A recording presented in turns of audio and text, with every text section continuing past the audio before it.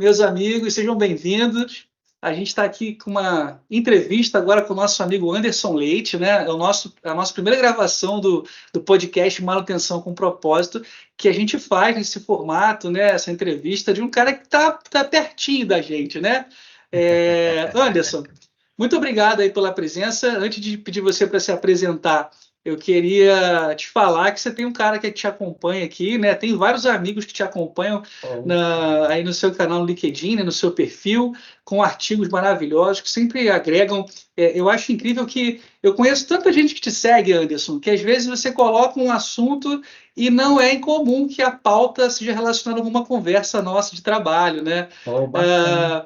Eu lembro que você postou algo sobre comissionamento, né? Sobre o amarelo, verde e vermelho. A gente conversou naquela semana porque você postou um conteúdo, a gente gostou de ler, foi bem legal. E aí o Anderson Leite, ele trabalha, mora, né, lá em Aracaju, é supervisor de operação, supervisor de manutenção. Então, eu acho que ninguém melhor para se apresentar do que o próprio. Então, Anderson, fala para a gente um pouco aí o que você faz, sua experiência como profissional. Cara, obrigado, Silvio. Primeiramente, queria dizer que para mim é uma satisfação estar aqui, tá? Obrigado aí pelo convite, de estar aqui tendo esse tempo aí de bate-papo. Quando eu vi lá também no seu perfil lá do LinkedIn, que você teve esse start, né? Essa ideia aí, esse insight aí, enfim, já achei bacana demais. Nem sabia que ia poder participar dessa ideia e fiquei, né, muito feliz com isso. E, de fato, gosto muito disso, né? Desse bate-papo para a gente estar compartilhando ideias, trocar experiências, que eu sei que também você é um baita profissional, enfim. Então, realmente, eu gosto muito disso, dessa interação, né? Então, mais uma vez, obrigado aí pelo convite. E, enfim, falando um pouco, quem é o Anderson Leite, né? Sou daqui de Aracaju, né? Natural, daqui de Aracaju, Sergipe, capital. Tenho um pouco mais de 32 anos. Tenho uma filhinha aí, sou o pai da Esther, tem pouco mais de 5 anos. Sou casado, enfim. Já bastante coisa, né? Falou que tem uma filha, é casada. E você falou, assim, você trabalha há quanto tempo nesse emprego atual, Anderson? Trabalho agora há pouco mais de 1 ano e meio, né?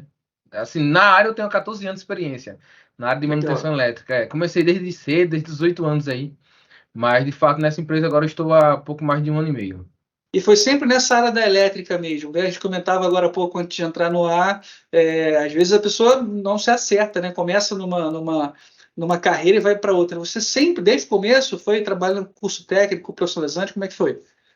Sim, na verdade eu comecei, eu fiz desde os meus 16 anos que eu já fazia curso profissionalizante, né?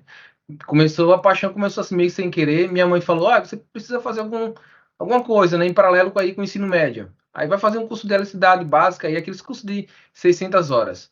Fiz o Uhum. primeiro curso meio que sem querer assim, foi só que eu gostei. Comecei a tomar gosto pela coisa, enfim, comecei a tomar gosto pela área da elétrica que envolve física e matemática e, como diz a história, foi paixão à primeira vista. E Poxa, aí, legal. quando eu terminei meu primeiro curso técnico, eu estava doido para colocar em prática aquilo que eu tinha aprendido no curso técnico, né? Meu primeiro curso técnico foi de eletrotécnica. Eu tenho um de eletrotécnica e o de automação industrial, né? Fora engenharia. E assim, para mim, eu comecei numa assistência técnica, né? De hidrolavadoras, aspiradores de pó. Ali com 18 anos, e aí, assim, só que assim, eu comecei de fato em grandes empresas, né, no setor industrial, né? Muita gente pensa que eu já comecei, digamos, no CEP, né, em empresa de distribuição e transmissão de energia. Não, eu comecei da indústria, né, digamos assim, muita bagagem do que eu sei hoje foi na indústria. Trabalhei em empresas como Votorantim Cimentos, né, como a Albrecht Industrial, enfim, que é uma multinacional. Então, minha bagagem maior, de fato, foi na indústria, né? Poxa, legal, legal. E assim, para mim é sempre legal falar com alguém que trabalha com o CEP, porque é menor, né? É um grupo de trabalhadores. Você tem várias vertentes de baixa tensão, você tem indústria, você tem predial. Então, nós temos muitos eletricistas, né? Nós temos técnicos que trabalham em vários ramos da elétrica e é menor, né? O gueto da alta tensão, do CEP, de distribuição, é menor. Então a gente tem várias curiosidades, né? E aí, como eu estava falando, eu vi lá no seu perfil, a gente bateu um papo, né? Você é supervisor de operação e manutenção de subestação e linha de transmissão, né? De 500 kV, supervisor de manutenção, proteção e controle, que é um assunto do momento, automação, melhoria contínua, né? Então, assim, tem com certeza aí muitas coisas a contribuir. Mas falando um pouco da sua formação, é legal, né? Quando existem pessoas não, que vão para engenharia direto, sai do ensino médio, fez o médio normal e vão para engenharia. Eu acho legal quando o profissional ele sai do curso técnico e vai para a engenharia, né? Ele fala com bastante propriedade, ele conhece, ele colocou a mão na massa, né? Assim como você, quando eu saí do curso técnico, eu não sei se eu estudei numa escola boa aqui no Rio de Janeiro, que é a FATEC, eu não sei, acho que é só aqui no estado do Rio de Janeiro. Eu já ouvi falar. E aí, mesmo assim, tendo laboratório, oficina, a gente que se formou novo, né? Você começa a estudar com 14 anos. Com 14 anos é muito difícil, curso técnico concomitante, é muito difícil a gente realmente saber o que quer na nossa vida profissional. E aí eu lembro que lá no nosso certificado fala, ó, você vai sair do curso técnico para fazer a interface com a engenharia e os profissionais de elétrica. Aí quando você vai para o estágio, às vezes você vai para uma empresa que o estagiário é uma mão de obra, né? Na minha época, o meu estágio, a gente era mão de obra mesmo. Botava a mão na massa, né? E a gente sai, e a gente não consegue entender que tudo aquilo que a gente aprendeu teórico nos ajuda muito, mas falta a prática, né? E aí a gente vai começar a trabalhar, aprender, e assim, a escola, o curso técnico, a faculdade é importante, mas trabalhar, meter a mão na massa é essencial. E como é que foi, assim, esse teu desenvolvimento? Você falou que você fez eletrotécnica, depois foi para automação, e o que foi desencadeando até você fazer engenharia e cada vez mais ser apaixonado por falar de manutenção, de subestação? Você explicou que sabe, então você tem uma experiência na área industrial e foi para a subestação. Você pode contar aí o que te levou a tomar essas decisões aí dos cursos que você fez? Bacana, muito bacana essa pergunta, Silvio. Então, toda a vida, eu sempre, mesmo estando na indústria, meu primeiro curso, né, meu TCC, o eletrotécnico, ele foi voltado para subestações. Então, parece que eu lembro que eu trabalhava na indústria, mas sempre olhava assim para passar pelas subestações, sabe aquele coração palpitando, pô, velho, ainda sonho em trabalhar. Só que eu nunca imaginava, você nunca duvidar, né? Eu imaginava trabalhar no máximo uma subestação ali com nível de tensão de 3,8, né? Enfim, então eu disse, não, se eu trabalhar nesse nível de tensão aí, pô, vou me sentir muito realizado. E aí, tanto é como falei que meu TCC do curso técnico, o primeiro foi com subestações. E, enfim, aí continuei trabalhando em indústria. Na indústria, a gente sabe que tem subestações de menor porte, mas tem. E aí sempre, né, procurando sempre que possível ter aquela oportunidade de estar atuando de forma mais presente nas subestações, né, com a parte do CEP, digamos assim.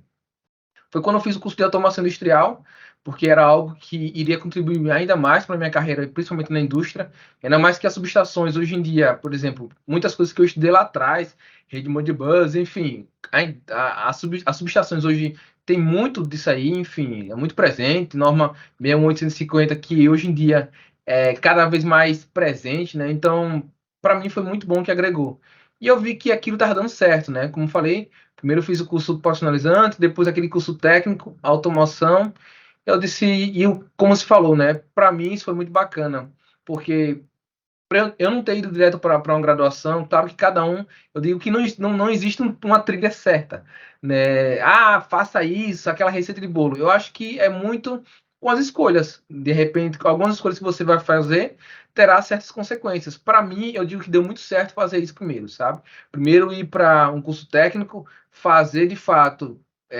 E ainda mais eu fiz curso no Senai, né? Senai é referência, participei de Olimpíada de Conhecimento, com a Olimpíada de Conhecimento ali, o estadual, o local, sempre são os melhores alunos ali selecionados, né? Então, para mim foi bom porque, de fato, eu pude já aprender de uma forma mais prática. Claro, aquela teoria mais básica ali, aquela lei de Ohms, enfim, nada muito complexo, enfim, que nenhuma graduação tem, mas foi bom que eu aprendi demais. E aí, como eu falei, eu quis logo colocar aquilo em prática, porque você tem ideia, Silvio, só uma curiosidade, eu estava até lembrando um dia desse. No meu primeiro curso técnico, tinha 27 pessoas, 27 alunos. Dos 27, só eu e outro atua na área. No meu primeiro curso técnico lá. Então, você vê que a oportunidade foi dada para aqueles 27 ali, como você falou, né? Sai com certificado ali dizendo, não, você pode fazer isso, pode fazer aquilo. E aí foi muito bacana porque eu disse, não, agora, mas como você falou, a prática é de fato é que você consegue descobrir defeitos, enfim, tudo mais. Então, como eu falei, foi aí que eu decidi entrar no setor, fui aprendendo, me especializando, e mesmo estando, de repente, numa área que não era nem tão voltada para subestações, mas sempre eu estava lendo de forma independente mesmo, né? Nunca precisei depender de um curso para, de fato, aprender aquilo. Por exemplo, eu até então, quando trabalhava numa grande indústria de cimenteira, enfim, na Votorantim, eu não tinha minha expertise não era proteção. Minha expertise era mais manutenção de equipamentos, né? Era uma chave seccionadora, era aquele disjuntor, enfim, um transformador de pequeno porte. Só que eu sempre gostei da área de proteção. E o que foi que eu fiz? Comecei a pesquisar muito por minha conta mesmo, né? Então, eu sempre, até eu já fiz uma publicação dessa no LinkedIn. Se você quer alguma coisa, não espere ter a oportunidade para começar a estudar aquilo. Comece antes, para depois você, quando chegar a oportunidade, você já está pronto. Foi aí que na própria Votorantim, lá a gente tinha um complexo muito grande, tem uma subestação de 230 e mais duas de 69, e aí foi que eu recebi a oportunidade para ingressar ao time de alta tensão. Só que aí o que muitos pensavam, né? Ah, ele vai começar a aprender, sendo que eu já estava já há um tempo atrás já estudando por conta própria. Apesar de no curso técnico não ser tão voltado, especializado para a área de proteção, mas eu já estava lá lendo artigos, baixando, sempre que possível, participando de webinars. Na época, eu participava de vários webinars, não podia ter um webinar que eu estava participando. Então, isso eu digo que contribuiu muito, sabe, tanto para a minha decisão e para conseguir alcançar aquilo que eu sempre que o coração bateu mais forte, que justamente era a área de subestação. E aí foi que eu disse, não, agora eu quero de fato estar mais presente ainda mais na parte de subestações, né? Foi que aí eu tive a oportunidade de entrar em uma distribuidora que, enfim, me abriu mais ainda o leque, né? Porque, primeiro que eu comecei, eram 32 subestações que a gente tinha que fazer manutenção, né? Então você vê que de vários defeitos a gente conseguia encontrar, enfim, comissionamento. Então, para mim foi muito bacana essa experiência, sabe? Eu Até que acho tá que, hoje. desculpa te interromper, você usou duas palavras, né, repetidas, né, defeito, e eu acho que está aí o cerne do técnico, do engenheiro que gosta de manutenção, né? Eu lembro que eu fiz uma entrevista um tempo atrás que o colaborador, ele estava participando do processo seletivo, né? Ele falou, olha, eu adoro resolver problema, eu adoro encontrar. Eu falei assim, opa, legal, tá na área da manutenção, pesquisar é muito legal. Você falou uma coisa que é importante, né? As oportunidades estão aí. Então, no meu curso técnico também foi igual ao seu. A gente tinha lá, acho que na minha época, mais de 30 alunos, e aí eu encontro com alguns, né? Tem os reencontros, a maioria, eu acho que eu não conheço, eu conheço um que virou engenheiro e continua trabalhando. Todos estão bem, né? Advogado, trabalha em banco. Com certeza, acho que a maioria não está falando de manutenção no final de semana, não deve estar falando de trabalho no final de semana. Eu entrei de férias agora e continuo falando de trabalho porque a gente gosta. Eu costumo falar, cada doido com a sua doideira, né? Exato. E para quem não gosta, doideira mesmo. Pô, às vezes a gente sai do trabalho, a gente vai entrar muito sobre cansaço, né? Eu sei que a gente tem que ter o tempo de lazer, descanso, mas quantas e quantas vezes a gente já saiu de uma atividade com dúvidas e você fica inquieto, e quantas vezes era algo tão simples, né, o Anderson? E como é bom ter assim, o podcast, ele é uma ferramenta formal aí de entrevista, mas essas conversas acontecem de maneira simples. Exemplo, você está trabalhando com um relé de proteção que você não conhece, mas tem algum amigo que conhece, você liga, vai perguntar, não sei, me ajuda aí, né? E é legal que a gente tenha. Só é possível hoje esse contato contigo porque eu te conheci através do LinkedIn. Então, obrigado aí por LinkedIn por existir, É né? verdade. Bom, então pode Você, falar. não, desculpe, você citou até um exemplo aí que aconteceu recentemente. Teve um, agora se tornou um colega meu aí do LinkedIn. Ele foi no meu inbox lá, cara, você conhece algum simulador da Sims? Né? Ele trabalha com proteção, ele é especialista nessa parte de proteção. Você conhece algum simulador? Cara, eu não conheço da Sims, não tenho muita expertise com Sims. Né? Mas se você conhecer, me diga. E aí foi que ele conseguiu com outro contato, já me passou, então, enfim, essa rede de contato, que um ajudando o outro, né? Legal. Bom, e quando a gente fala de automação, né, proteção, eu costumo falar. A parte de automação em subestações, né, de pequeno porte, né, a gente trabalha com disponibilidade. Então, a ideia é ter automação para que a subestação, né, a parte de proteção barra automação, faça os ligamentos que tem que fazer e tudo mais. Quando você trabalha em indústria, exemplo, em linha de cosméticos, tive a oportunidade de trabalhar de forma terceira lá, uma empresa que tem aqui no Rio, né, a Alphapar.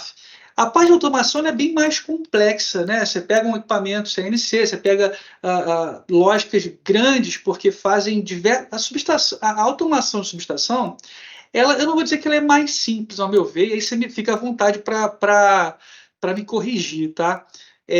Mas a parte de automação de subestação, ela não é simples, tá? Mas ela trabalha com uma parte de segurança, né? Exemplo, tem que tomar muito cuidado. Por isso que a gente faz intertravamentos elétricos, faz intertravamentos eletromecânicos, né? Para não deixar nada de ruim acontecendo na subestação em relação à segurança. E aí eu queria que você falasse um pouco aí, antes de eu me botar a carroça na frente dos bois, o que você faz de automação aí nessa subestação e linha de transmissão? Qual é o seu papel aí com a sua equipe? Vamos lá. Equipe hoje vou falar mais voltado para onde estamos hoje na transmissão, tá? Que a gente faz o OIM. Então hoje a equipe ela é composta por 7 colaboradores, né? E basicamente a gente é responsável tanto pela equipe, a manutenção local, né? Tanto a parte de teleproteção, a parte de automação, e aí envolve relés de proteção, as concentradoras, switches, né? Enfim, supervisórios, enfim, os IHMs, né? Os interfaces Maneiro. homem-máquinas, enfim. Então, algo muito bem semelhante à indústria. Foi até bom, bacana você ter feito essa pergunta aí, porque assim, como eu falei, eu vim da indústria, hoje, enfim, estou agora em uma transmissora, né? Prestando serviço para uma transmissora. Só que quando eu fui sair da indústria para ir para a distribuidora, algo que eu não sei se você tem esse conhecimento, se já aconteceu isso com você, mas muitos, como é que posso dizer, subestimavam, né? Ah, não, esse cara. E ainda existe isso muito, tá? Eu digo porque eu converso com outros colegas e aí existe, esse cara veio da indústria, será que ele vai se dar bem aqui? Será que ele vai conseguir desenvolver os problemas, descobrir as falhas? Como sei também que existe o contrário, o outro lado. O cara da indústria acha que o cara que trabalha com sistema elétrico de potência não tem muito aquela expertise, né, com a parte de comandos, com a parte de. Então, foi muito bacana que depois eu pude mostrar, até brinquei. Que é isso, rapaz? O cara de indústria é funcional na mole direto. O cara tem que comer o projeto, diagrama funcional, lógica, ele tem que estar na ponta da língua ali. Abrir tem que saber, enfim. Então, eu pude, justamente, bacana que eu pude participar desses dois cenários, né? E assim, eu digo que na indústria tem o desafio, claro, que é, como você mesmo falou, muito entretravamento, né? Aquela questão, primeiro, de segurança do operador ali, né? Da equipe de manutenção, depois de todo o, o maquinário, né? Como assim no sistema elétrico de potência também, né? No CEP também tem muito disso. Essa parte de segurança, enfim. Eu diria assim, sabe, Silvia? Se a gente pudesse comparar, ambos têm suas complexidades, sabe? Só que com equipamentos específicos, né? Tanto aqui no sistema elétrico de potência, também se usa nas subestações, também se usam CLPs, né? Enfim, na indústria também. Enfim, então, assim, eu acho que são o que vai diferenciar realmente só alguns equipamentos específicos, sabe? Mas cada um tem sua complexidade. Perfeito. E aí, como é que vocês fazem a parte de. E aí, uma dúvida técnica mesmo, tá? Como é que vocês fazem os controles de backups aí da parte de automação? Então, exemplo, existe uma equipe específica para isso, ou é a própria manutenção que guarda e mantém os projetos? Bacana. Inclusive, existe. É a nossa própria equipe que realmente também que faz backup. A equipe de OIM é que faz os backups. E aí, claro, tem o backup principal, local, né, focal, e tem um backup geral que é feito por uma equipe já especializada em engenharia. Mas os backups específicos é feito. Tem um OS, tá? Falando um pouquinho aí. Tem um OS que ela é mensal para fazer todos esses backups, tanto backup do supervisório, tanto backup do sistema dos servidores, que Uma coisa que, aí falando um pouquinho mais da parte técnica, uma coisa que na transmissão, que é um pouquinho diferente da distribuição e das subestações menores, na transmissão tem muita redundância, sabe, Silvia? Então, por exemplo, servidor de engenharia é sempre dois, relés, os IEDs, né, são sempre dois, sempre uma redundância do outro ou alternado, né, chamado. Então, os supervisores são sempre dois, porque se falhar um, tem um outro, sempre dois. E sempre, como falei, mensalmente sai um OS para a equipe estar fazendo esse backup. A gente faz backup em nuvem mesmo, o servidor de nuvem, né, serviço de nuvem da própria empresa, sempre, ou sempre que é feito mensalmente, como falei, ou sempre que ocorre alguma alteração, né, no seu sistema. Legal.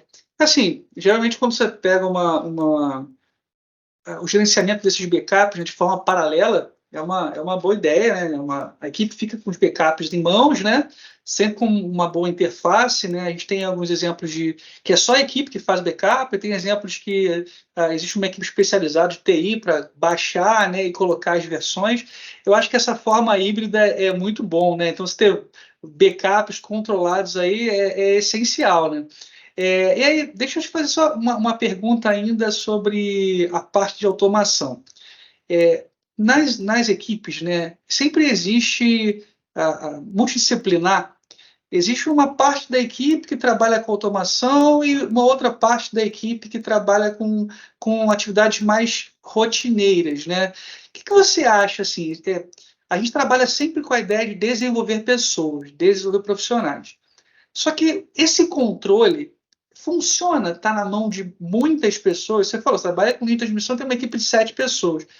Todos eles controlam esses backups, todos eles trabalham diretamente com os equipamentos, ou é dividido? Você tem, eu estou falando mais por experiência. Geralmente tem 2 ou 3 que estão lá com a API, estão lá com o computador, estão lá. E essa é uma realidade da área, Anderson.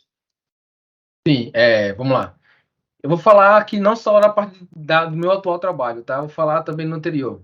Do anterior, que era na distribuidora, funcionava mais ou menos que nem você falou.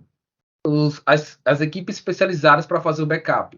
Então, de repente, se não tivesse funcionando a rede de automação, tinha que ir lá um técnico fazer o backup local, em loco lá, e passar esse backup, fazer como se fosse uma ponte, né? Passar lá para o engenheiro especialista para ele fazer o backup, deixar guardado o backup. Ah, fez uma alteração na lógica, na parte de automação, vai lá, faz o backup em loco. Ou se a rede de automação estiver funcionando e tiver, né, diretamente via rede, não precisa ter um técnico lá em loco, nem um operador lá em loco. E assim, como falei, pelo menos na empresa que eu trabalhei, né, não sei em outras, mas é muito setorizado. Ah, o cara é só especialista de equipamentos, só mexe com disjuntor e transformador, não mexe, isso lá na distribuição, só mexe com transformador e disjuntor e transformador, equipamentos em geral, TP, TC, né, transformador de potencial, não sei como transformador de corrente, enfim, então, e existe só o cara que mexe com chamado equipe de SPCS, né, que só mexe com automação, com proteção, existe isso muito. Na minha atual equipe hoje que eu trabalho, na atual empresa, nós como somos o OEM, nós fazemos de tudo um pouco. E eu acho que isso, claro, para tudo na vida existe vantagem e desvantagem, né? Eu acho isso muito bacana também porque você consegue ter um leque maior, aprender de tudo um pouco. Então, é a própria equipe, como eu falei, que faz backup, né? Claro, e aí também concentrando tudo no sistema, na nuvem, né? Que aí eu tenho um especialista lá que tem acesso a isso daí para estar verificando, fazendo as verificações. A nossa equipe que faz a manutenção também de equipamentos, digamos assim, TP, TC, transformador, disjuntor. Nossa equipe que faz a manutenção de relé de proteção, fazer alterar uma lógica ali se precisar, enfim, de repente trocar um relé. Então, hoje, no atual trabalho que eu estou, é a equipe que faz tudo um pouco, né? O OEM, ele consegue englobar um pouco de tudo, né? Claro, tem coisas muito específicas que até inclusive vamos ter essa próxima semana que é algo tão específico que vai ter que vir um fabricante para né, a gente tá acompanhando. É muito específico, né? Então a gente é aquilo que eu falei, para tudo tem uma vantagem e desvantagem. Qual é a vantagem de você poder fazer de tudo um pouco? Você consegue aprender de tudo um pouco, você consegue abrir mais a visão. Não tem aquele, que nada, eu sou melhor que o outro, porque de repente tem muito isso, né? O cara que mexe com proteção se acha melhor do que o cara que mexe com equipamentos, Nossa. né? E não, o É, cara que acha que equipamentos acha que o cara de proteção não faz nada, acha que é preguiçoso, que não mete a mão na massa. Tem muito disso. A gente que é da área sabe. sabe, Né? conhece. Tem digamos assim, aquele salto alto, digamos assim. Só que quando o cara começa a trabalhar com tudo, de tudo um pouco, vê que nem sempre é assim. Vê que tanto é que lá na distribuição, teve um cara de proteção que precisou fazer uma alteração simples, lá, uma manutenção simples no equipamento. E ele não sabia. E parecia algo muito fácil, fazer um ensaio de falta de potência em um transformador. Parecia ser algo simples, mas como o cara só era focado, e aí, como eu falei, a vantagem é isso, que você aprende de uma forma mais global, aprende tudo um pouco. Já a desvantagem é isso, que você demora um tempo maior, né? Sua equipe demora um tempo maior para você conseguir, de repente, tirar defeitos mais complexos. Por exemplo, como eu falei, tem um defeito tão complexo, agora vai ter que vir um próprio fabricante para estar nos dando esse apoio, né? De repente, se a gente fosse na equipe só especialista, já teria essa oportunidade de saber. Enfim, então, mas eu acho que é vantagem e desvantagem, sabe?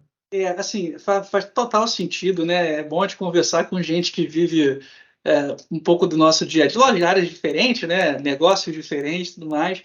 Mas o que você falou tem total razão. Eu tenho aprendido muito com isso, né? Com os meus líderes, né? Com a minha equipe também, porque a gente, como supervisor, ou algum cargo de liderança, bom, esquece cargo de liderança, é um técnico da área.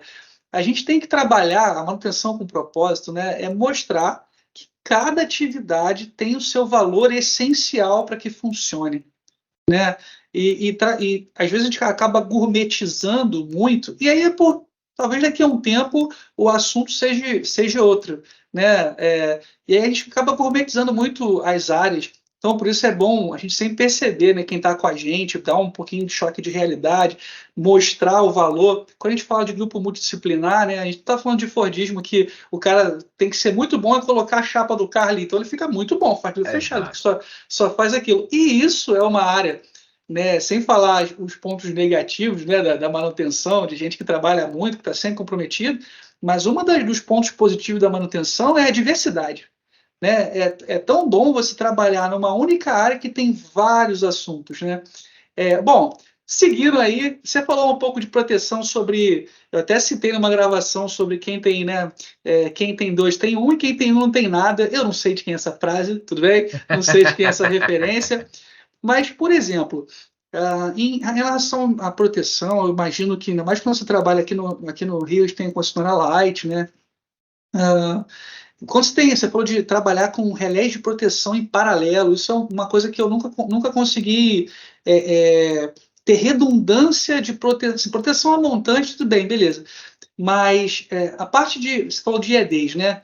E aí, antes de perguntar sobre essa redundância de proteção, você pode falar um pouco aí sobre o que é um ED, como é que você trabalha com isso? Porque tem muita gente que pode ser de uma outra área aqui que nunca teve, não teve acesso, né? Não são todas as empresas, eu costumo falar que você tem um IED em bancada, você tem um carro ali, cara. Você tem, Verdade. às vezes é mais caro, do meu carro é fácil ser mais caro. É mais caro do que um carro. Então você tem a oportunidade ali. O que é o IED, Anderson? Com as suas palavras aí pra gente. Então, vamos lá. Basicamente, um IED, né? Vou falar assim, como você mesmo falou, a gente não sabe qual o nível de pessoas que tem aqui, né? Um IED é basicamente um CLP, né? Hoje microprocessado, que tem várias funções de proteção. Antigamente, para quem é da época lá dos eletromecânicos, para cada tipo de proteção de uma subestação, era um relé de proteção individual. Eu quero fazer proteção de sobrecorrente. Era lá aquele relé que só fazia proteção de corrente de 50 a 51 só. Eu quero fazer uma proteção 87, que é diferencial. Existia só um relé lá para fazer esse tipo de proteção. Eu quero fazer proteção 67, direcional, enfim. Então, existia, na época dos eletromecânicos, existia isso daí, né? Cada equipamento, digamos assim, para cada tipo de proteção. Hoje, né, com a modernização, muitos IEDs, digamos assim, né, são devices, né, conseguem ter nele vários tipos de proteção, né, e claro, automatizado, né. Ele tem uma interface homem-máquina ao mesmo tempo. Como falei, Ele é como se fosse um CLP, na verdade ele é um CLP, ele tem uma memória, tem, enfim, tudo que tem um CLP, ele tem, né? Enfim, e a gente consegue colocar lógicas nele, que a gente sabe que o CLP, geralmente quem é da indústria vai conhecer os CLPs Rocas, né? Os CLPs, os da Siemens, enfim, mas, e colocar lógicas, né? E a gente também consegue trabalhar com lógicas nos relés de proteção, né? Basicamente é isso. Um ED, basicamente, hoje é que comanda, ou você manda, se você quer mandar abrir no supervisório, né, o IED que faz essa função, né, entre o clique lá do supervisório da máquina, né, do hardware, para o equipamento de campo, né, do disjuntor, enfim. Então, basicamente, ele é isso aí. Perfeito. É incrível como é que a gente acaba otimizando espaço, né? Cabos, o layout fica tudo mais otimizado, porque você está fazendo tudo ali, né? Em relação à redundância, quando a gente fala de proteção, exemplo, tem relé de proteção ou IEDs que a gente, quando ele dá algum defeito, ele desliga o disjuntor, né? Desliga ali o sistema. Eu imagino que, por falar de linha de distribuição, imagina o público que assiste essa linha de distribuição, né? Então, eu imagino que deve ser essa opção, né, de, olha, até que ponto eu posso perder um relé de proteção e manter a linha energizada? Como é que funciona o watchdog desses relés em linha de transmissão e subestações desse porte? Bacana. É interessante. Quem é da área já sabe, parece ser algo muito fácil de entender, né? Mas vamos lá. Como eu tinha dito, só para a gente recapitular. Temos IEDs, né? Que são basicamente uma sigla em inglês, né? Eu vou falar aqui que são os dispositivos eletrônicos inteligentes, né? Então, como falei, em distribuição, pelo menos é difícil ver essa redundância de dois IEDs assim, trabalhando em paralelo. Já na transmissão, basicamente é algo obrigatório, se ter aquela alternativa, que é a redundância. Então, vamos lá, como falei, esses equipamentos eles servem para, no caso de uma falta, até esqueci de falar para que serve eles, né? A principal função aí de um relé de proteção, como falei, no caso de uma falta, um distúrbio na rede, ele é sensibilizado e manda abrir o disjuntor para proteger aquele equipamento, aquela linha de transmissão. Enfim, basicamente a função dele é isso. Como falei, é muito bacana quando eu cheguei na transmissão, porque eu vejo que realmente essa redundância é muito forte, sabe? A gente hoje, por exemplo, uma linha que a gente tem, ela tem mais ou menos 160 quilômetros. Ela consegue transportar grande bloco de energia, né? Muito bacana. Até eu falei que ela consegue alimentar, se fosse aí colocar em proporções aí, dava para alimentar 2 vezes o estado do Rio de Janeiro só em uma linha de transmissão. Então você vê a capacidade de energia que passa por ela. Só que esse relé de proteção pode falhar. Qualquer equipamento pode falhar, é suscetível a falha seja natureza eletrônica, enfim. Então por isso que geralmente tem essa redundância. Eles são ligados sempre em paralelo, né? Justamente. Então, tudo é redundante. Até as fontes deles são redundância. Eles têm 2 fontes que cada um pega de uma fonte separada, né? Então, se uma fonte de repente não tiver uma fonte, ela vai conseguir de outra. E até também, como falei, os próprios IEDs, os próprios relés de proteções, eles existem dois. Temos 2 painéis para mandar abrir o mesmo disjuntor. Então, 2 relés de proteção para trabalhar para abrir aquele disjuntor. Né? E é muito interessante porque, assim, ambas têm sua importância, seja na geração, seja Você imagine só, a gente, como falei, a gente tem uma linha de transmissão que transporta grande bloco de carga. Imagine se você desligar de forma inesperada, vai desligar hospitais, indústrias, né? Nossa, Enfim, imagina um transtorno. Se esse já é um transtorno, quando você desliga só indústria, imagina você ligar 10 indústrias, 20 hospitais, imagina o transtorno como é, né? Então, não sei se era isso a pergunta, mas não, enfim. sim, sim, perfeito. A gente estou tentando tomar cuidado para o nível de profundidade da nossa conversa, né? Tem algumas outras perguntas aí, dúvidas, com certeza eu vou te acessar aí para a gente conversar posteriormente fora do podcast. Mas uma das coisas interessantes é que vamos imaginar que o técnico que tá ouvindo a gente agora, está vendo a gente agora, ele nunca trabalhou com alta tensão e tá com vontade de entrar para esse ramo, né? Eu lembro que a primeira vez que eu cheguei numa subestação e vi o roncar de um transformador, você, caramba, você anda, né, numa subestação e depois você vai se acostumando, apaixonado por subestação, sem perder o respeito, é claro. né? Mas uma das grandes diferenças de uma subestação, seja de 138 até a 13,8 mesmo, é a forma de proteção.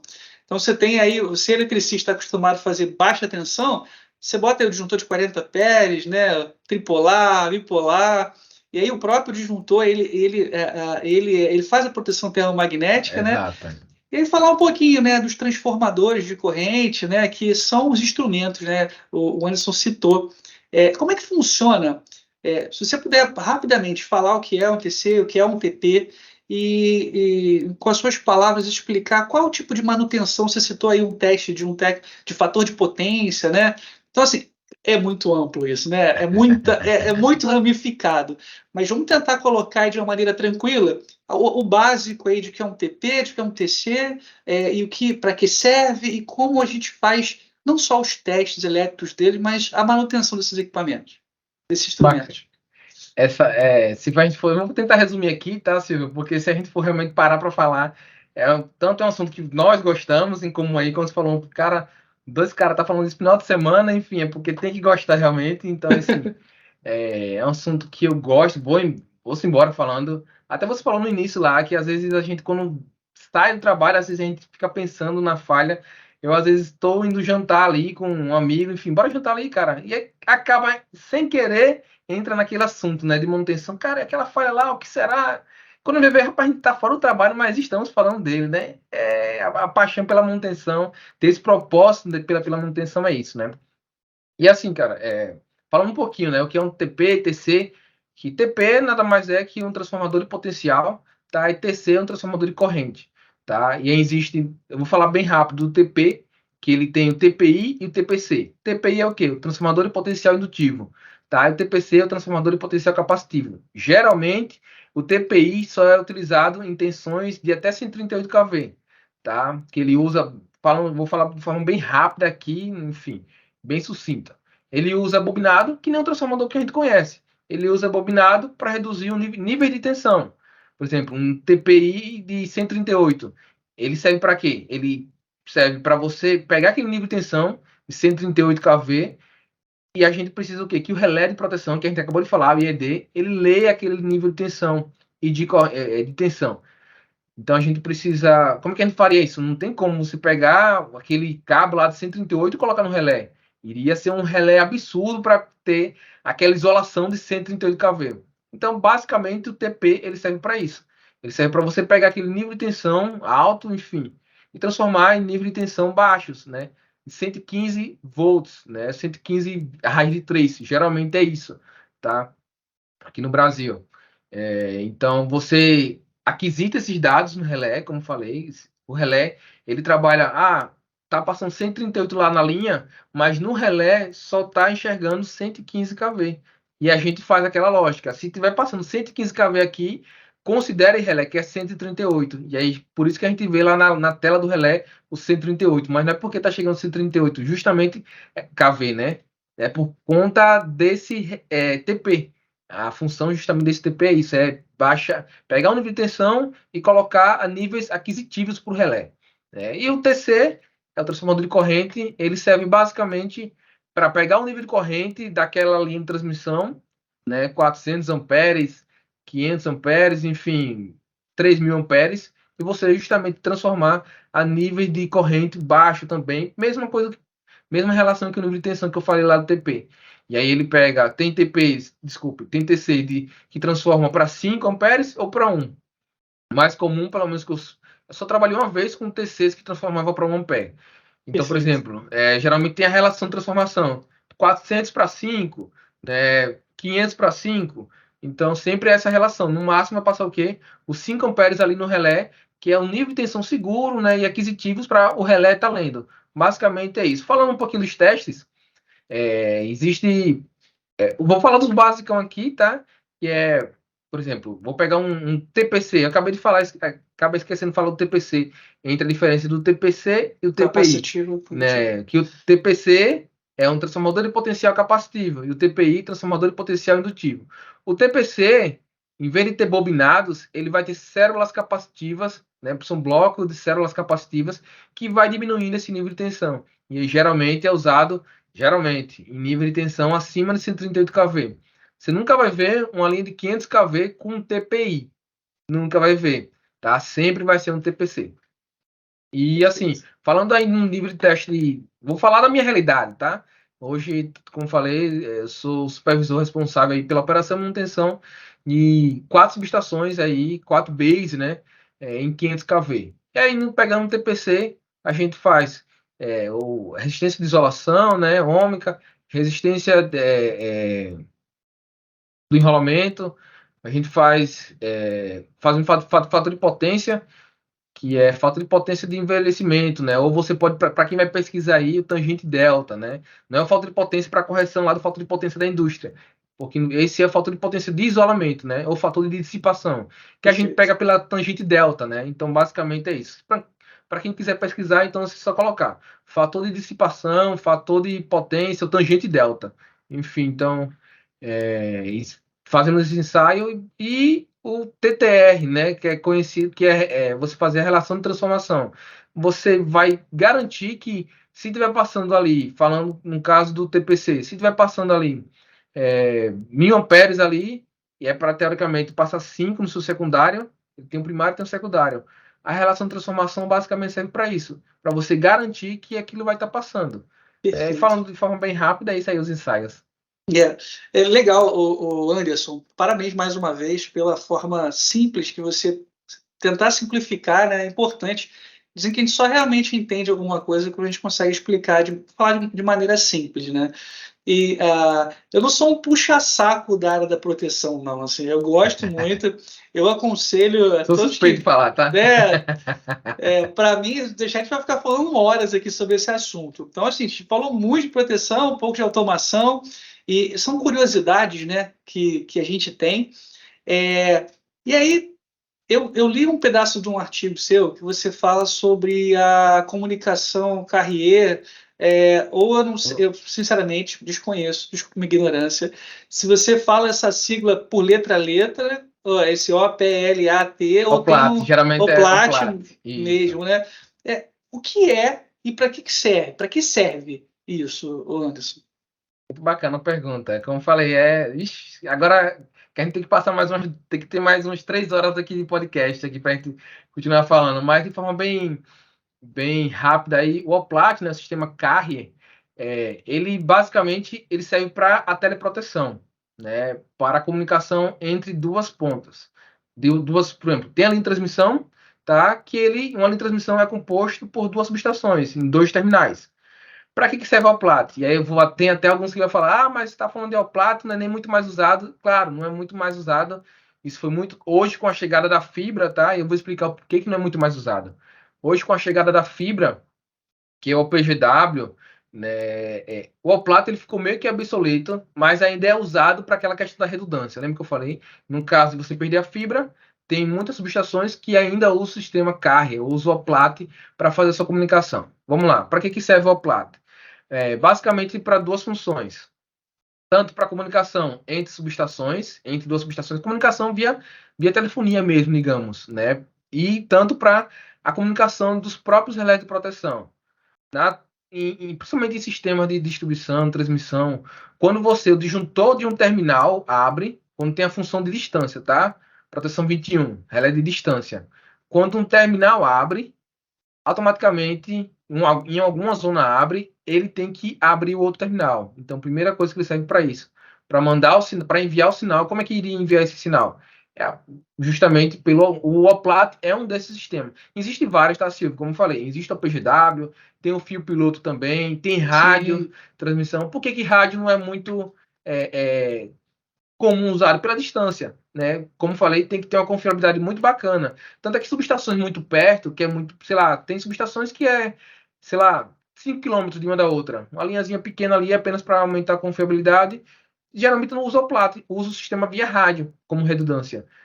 Abriu aqui, eu quero conversar com aquela subestação A, quer conversar com a B. Você manda o sinal para lá para abrir.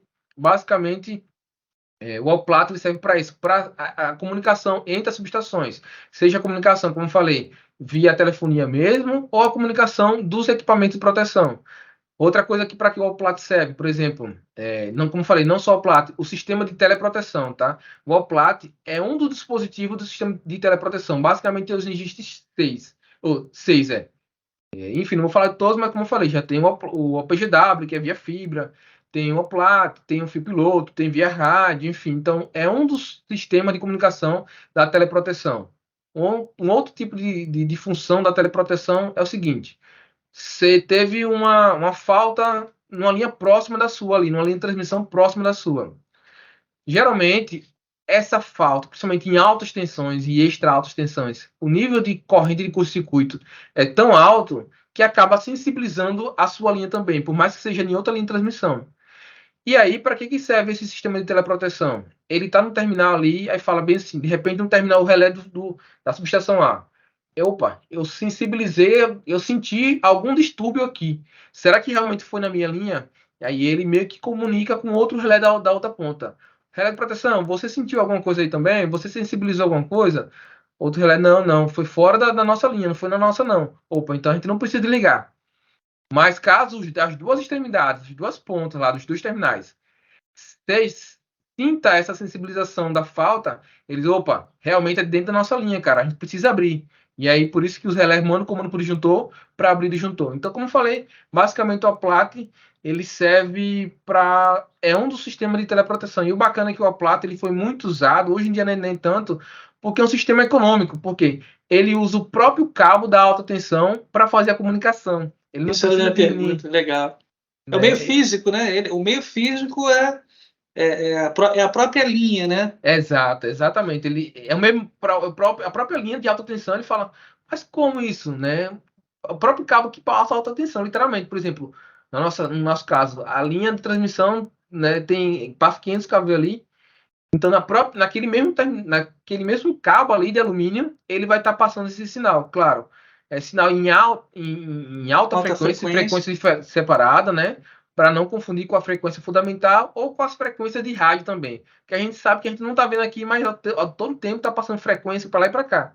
Então, são Perfeito. frequências específicas que passam pelo próprio condutor de energia. Então, por isso que se tornou por muito tempo aí, muito usada, e hoje em dia nem tanto, como falei, com a chegada da fibra, né, da fibra ótica aí, a fibra ótica ela tem uma confiabilidade muito maior, por isso o Alplat tem deixado de ser usado, mas ainda em subestações ele é muito bacana, sabe? É muito usado ainda.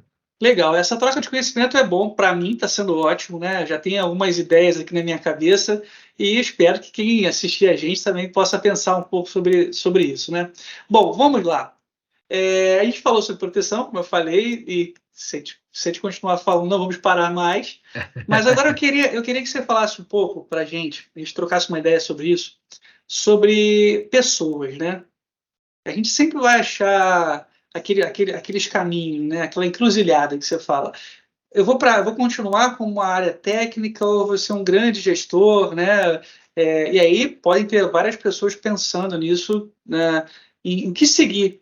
Às vezes a pessoa acaba achando que tem e realmente isso, né? Tem mais aptidão técnica ou tem mais facilidade de lidar com pessoas, né? Quando juntam os dois, aí para mim é o melhor dos mundos, né?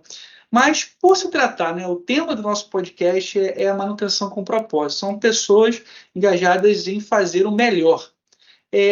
Como supervisor de operação e de manutenção, e com equipe já que você trabalhou na indústria e agora que você trabalha, qual você acha que é o diferencial de um líder ou um técnico que faz um papel de liderança para manter pessoas engajadas, com propósitos, animadas, entendendo?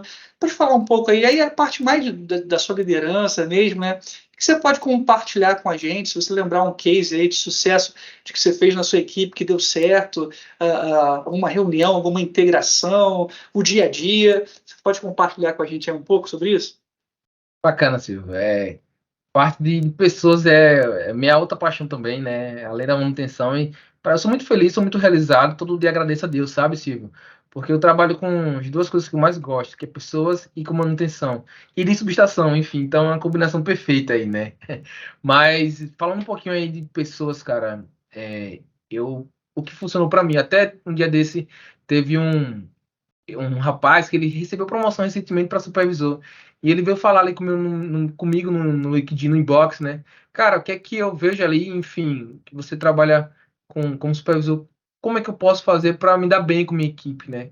Ainda mais que ele, o caso dele foi basicamente o meu caso também. Ele começou como técnico, começou como eletricista aí, e foi subindo, né? Começou depois como técnico e aí hoje se tornou supervisor da equipe que ele fazia parte como técnico também, eram os pares dele lá ali, e agora se tornou subordinado dele. E assim, cara, uma coisa que eu até dei a dica para ele é basicamente o que funcionou comigo. Como falei, não existe uma receitazinha de bolo que ele, faça isso, A mais B vai dar, né? Enfim, não existe, mas eu digo, o que funcionou comigo são três pilares, sabe, Silvio? Primeiro é você gostar de pessoas, não adianta. Tem muitas pessoas, cara, que parece clichê isso aí, clichê, né? É muito falado isso aí. Não, tem que gostar de pessoas, mas de fato, cara, não é só glamour, sabe? Porque, supervisor, né? Não é coordenador ou técnico líder, não é glamour, cara. Você lidar com pessoas é você ter que lidar com temperamento diferente, é você entender que nem sempre aquele cara que é mais calado ou mais falante mais proativo, mais fechado. São pessoas diferentes que fazem uma organização e justamente aí está a beleza da diversidade, sabe?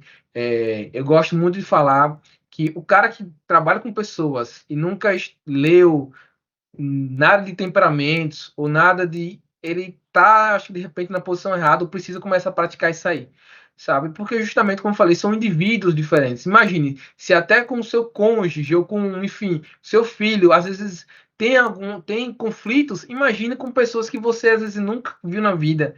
Claro que vai ter conflitos, às vezes tem líder que não gosta de ter conflitos, mas os conflitos são necessários, desde que sejam mensurados, resolvidos ali, né? Então, três pilares que eu costumo muito falar. Primeiro, ouvir, né? Ter uma boa comunicação e passar o feedback. Logo quando eu cheguei aqui, a equipe eu percebi que ela estava desmotivada, sabe? E eu percebi, claro, e não existe também isso, tá, Silvio? Vou até antecipar uma coisa. Não existe, eu trabalhei com a equipe desse jeito, eu agora vou levar essa regra aqui para todas as equipes que eu vou trabalhar. Não, porque são pessoas totalmente diferentes, são cenários totalmente diferentes, cada um tem suas dores e seus problemas, tá? Por exemplo, tem equipe que às vezes só tá querendo um feedback, cara, um reconhecimento.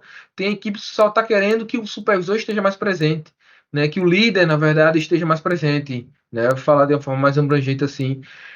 Tem equipe que vai, de fato está precisando do incentivo financeiro mesmo. O cara quer reconhecimento financeiro também, que é importante, não é tudo só o reconhecimento. Então, assim, vai muito da.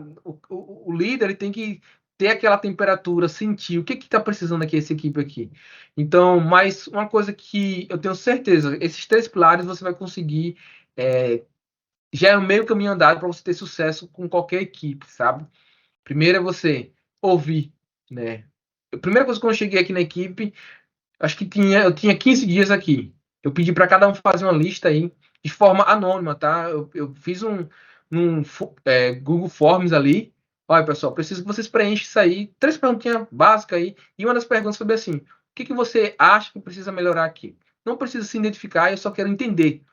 Então, isso eu fiz uma escuta. Primeiro, eu fiz dessa forma primeiro por quê? Porque eu tava acabando de chegar. Posso ser que se eu tivesse perguntado olho no olho, eu não iria ter aquela resposta verdadeira pelo medo de repente de alguma represária, sabe?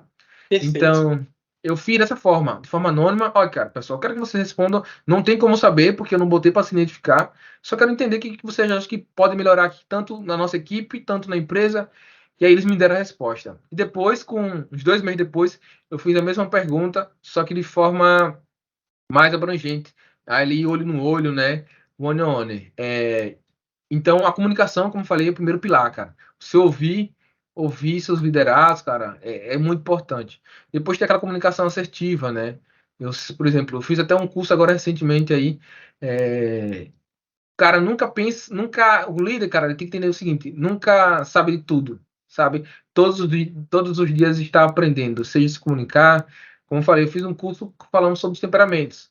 E existe basicamente existe quatro, né? Os melancólicos, né? Os coléricos, os sanguíneos, Pneumático, né? os fleumáticos. Então, assim, tem líder que fala comigo, cara, você já ouviu falar sobre temperamento, quente ou frio? Não, assim, não, cara, não é esse tipo de temperamento, não. Né? Então, até um dia desse eu dei um livro para um recentemente, justamente para isso. Falava um pouquinho disso, dessa questão da psicologia. Um líder ele tem que entender que ele vai ser um pouquinho de tudo. Ele vai ser um pouco de psicólogo, vai ser um pouquinho do RH, vai ser um pouco, né, do financeiro. Entender, cara. Às vezes o cara só quer entender, ser escutado. E depois ele passa feedback. Às vezes muitos líderes são tecnicamente são excelentes, enfim, mas às vezes o cara só quer saber se está acertando, né? Você passar feedback, se tanto, não esperar que ele tenha empresa, principalmente quando a empresa é grande, tem aquelas reuniões anuais, né, de O PDI, né? ciclo, né? Exatamente. O ciclo 360. Mas quando eu cheguei aqui, eu fiz o seguinte, não, pessoal, a partir de hoje a gente vai ter reuniões aí de feedbacks formais, né, em um curto espaço de tempo. Ou de 4, aí comecei a testar. Ou 4 meses, ou 2 meses, fora aqueles feedbacks informal. Levava, de repente, às vezes, levava ali para um lanche. Ô, cara, vamos ali bater um lanche no final do expediente, vamos ali bater um lanche. E na conversa ali do lanche, pô, soltava, né, aqueles feedbacks, Pô, enfim. eu tô começando a pensar se eu já não fui convidado para alguns lanches para receber feedbacks informais. Então, assim, até o cara falava, teve uns que tem aquela, percebe, cara, você na verdade me trouxe aqui, você tá soltando uns insights aí, um feedback, né? Eu disse, você já me conhece muito bem, mas enfim, tem vezes que é só um lanche mesmo, mas muitas das vezes eu nunca perco a oportunidade, sabe? Claro, ter aquele momento de confraternização e poder dar essa ideia pro cara, esse feedback. Também peço muito feedback, né? Porque dificilmente um, um gestor, ele vai saber se de fato está acertando ou errando. Não existe o cara que sabe, eu sou certo. Não, cara, peça feedback da sua equipe, né? O que eu posso melhorar, cara? O que a gente tá dando certo? Como é que. Porque não existe um cara a tratar. Por exemplo, eu tenho, como eu falei, eu tenho 7 colaboradores no meu time, né? No time que eu faço parte. Eu não trato eles da mesma forma. Tem uns que são muito falantes, né? Para frente, que é ação, é ali. Tem uns que são mais calados, reservados. Tem uns que tem, às vezes, não confia muito no seu potencial e eu tenho que dar aquela injeção. Não, cara, vamos lá, confio em você. Não, aí tem uns até que falam, não, cara, mas não seria você. Não, vai você, cara, vai lá você, eu confio.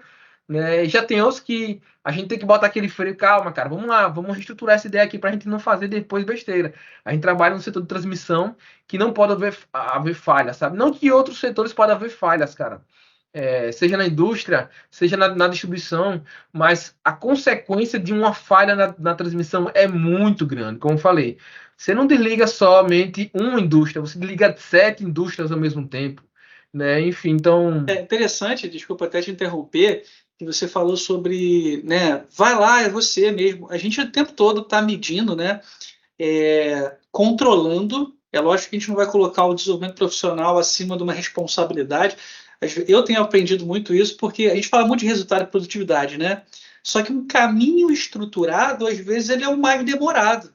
Né? Às vezes você escolhe o colaborador X para fazer uma atividade de propósito, mesmo você sabendo que talvez não seja o que vai te trazer o resultado mais rápido, mas você olha lá na frente. Você falou uma coisa que é interessante sobre os temperamentos, né? Já andei estudando um pouco sobre isso também, né? E serve para duas coisas, né? Para analisar a nossa equipe e para nos analisar também, para entender como que Perfeito. funciona, como é que funciona para a gente. Mas, Anderson, eu fico muito feliz em ouvir isso de você, porque a gente sabe que quando você vai para um cargo de supervisão, né, quando você lidera a equipe, o nosso feeling tem que estar ativo o tempo todo. Você falou do ciclo, né, de feedback anual. Quando a gente faz o nosso feedback, é aí para você que nos escuta, você é supervisor, carregado, técnico líder, coordenador, engenheiro, o que for. Quando a gente vai dar o feedback lá, a gente tem que sempre tomar cuidado, porque aquilo é um retrato da nossa gestão também, né? Então, assim, Perfeito. se em um ano eu vou começar agora a pontuar 30 milhões de coisas que o colaborador está fazendo que precisa de pontos a desenvolver, a gente está se autoavaliando também. Por que a gente não teve. E você falou uma coisa que é interessante, né? Buscar estratégias para alcançar o resultado. Então, você deu um exemplo do lanche, né? Mas isso é uma estratégia positiva. Pelo menos você está lanchando com um camarada, né? Tá deixando ele falar de uma forma mais informal. E é isso, cara. Assim, no ramo da manutenção, Antigamente a gente tinha a ideia que manutenção era aqueles caras todos broncos, assim, que, né, que você. Cara, era tipo isso, o cara não fala. Quando eu lembro lá na minha época que eu trabalhei em construção civil, e aí sem querer denotar nenhuma classe, mas a gente trabalha todos hoje, têm acesso a conhecimento muito fácil. Então eles são bem munidos de informação, né? E você falou de temperamento, você pegar um cara que é mais melancólico, tudo tá ruim para ele, você tem que ter paciência um pouco para ouvir. Aquele fala, não sei quantos anos nessa indústria vital, o cara tem um problema para cada solução e realmente não dá para tratar todo mundo igual. E isso é legal de liderar a equipe, isso que nos move, né? Nos faz desenvolver pessoas. Eu espero que, e volto a falar, te elogiar, tá, Anderson?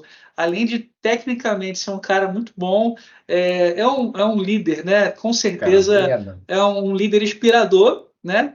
E eu fico muito feliz em ter a oportunidade de ter conversado contigo. Eu queria falar de vários outros assuntos e já externo meu convite para que não seja o primeiro.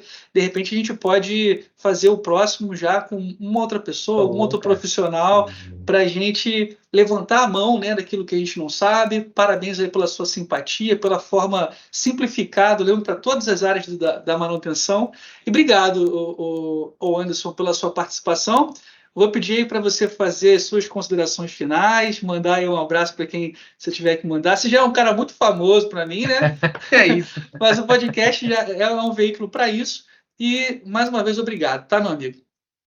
É isso. Mais uma vez aí, Grande Silvio. Foi muito bom aí esse bate-papo. Passou o tempo que, enfim, como eu falei, se fosse para a gente falar, né, tudo que a gente gosta e sobre manutenção, ia longe.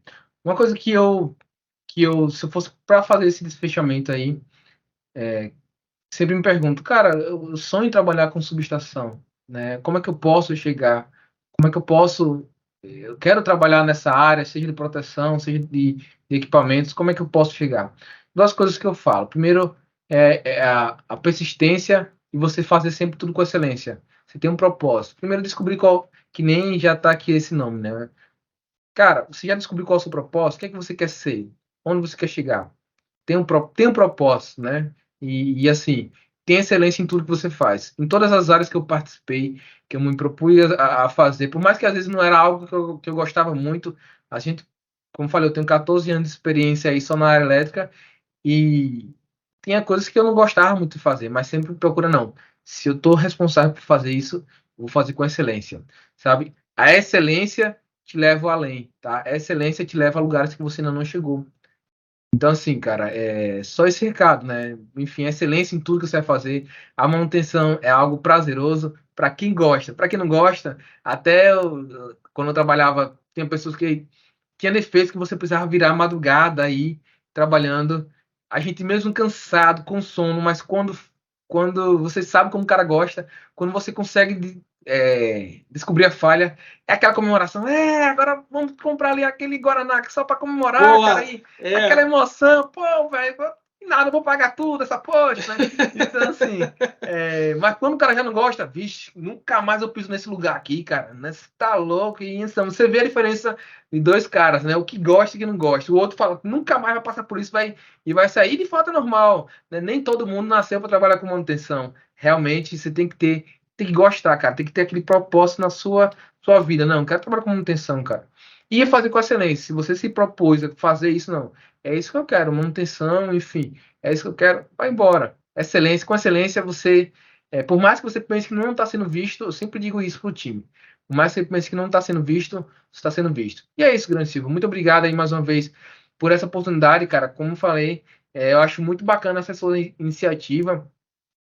De fato, precisamos de pessoas mais assim, que tirem do papel. Eu aposto que teve muitos, tem muitos aí que tiveram essa ideia, mas não tiraram do papel, não fizeram isso que você está fazendo. Muito bacana aí. Pode contar comigo aí no que precisar também, tá? Eu sou enfim, a gente tá ali trocando ideia, a gente começamos ali no LinkedIn, hoje já temos aí o contato mais pessoal um do outro, sempre estamos conversando, enfim, aquilo que eu sempre costumo dizer. A manutenção não só termina ali na indústria. A manutenção é isso aqui, ó. é esse network que a gente constrói, sabe? E acho que se eu não tivesse, não é só, claro, graças ao LinkedIn, mas se eu não tivesse na manutenção, eu não ia ter sobre o que falar e de repente não ia ter esse contato. Então, parabéns, cara, por estar unindo isso daí. Porque eu sei que vários outros megas profissionais passaram por aqui já, enfim, acompanho aí, já até botei ali a notificação. Assim que você postar alguma coisa, já no LinkedIn tem a opção de ser para ver o primeiro, né? Eu já coloquei para ver o primeiro, cara, porque, como eu falei, gosto muito. E mais uma vez, parabéns aí pela sua iniciativa da manutenção com propósito, cara. Conte comigo e tamo junto. E eu volto a falar, você é um cara muito legal, cara, e competente, e obrigado aí por acreditar, por falar um pouco dessa nossa paixão. E tenho certeza que esse vai ser o primeiro de vários encontros aí que a gente vai falar. Imagina, cara, tem muita gente legal que a gente pode conversar. Espero que a gente tenha que levantar a mãozinha para poder falar de cada vez aqui no Teams, né? Pedir a vez. E Anderson, sucesso, bom final de semana para você e para sua família. E muito obrigado aí, cara, pela sua participação, tá? Valeu, valeu, grande. Muito obrigado também aí. Forte abraço. Show de bola, um abraço. Tchau.